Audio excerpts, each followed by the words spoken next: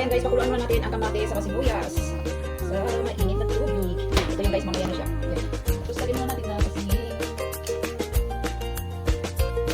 Yan, hayaan natin yan kumulo. Takpan lang. So ayan,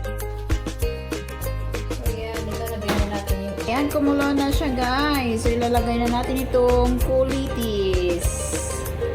And then kuluan na natin siya mga at least mga 3 minutes to 5. And then ready na yan siya.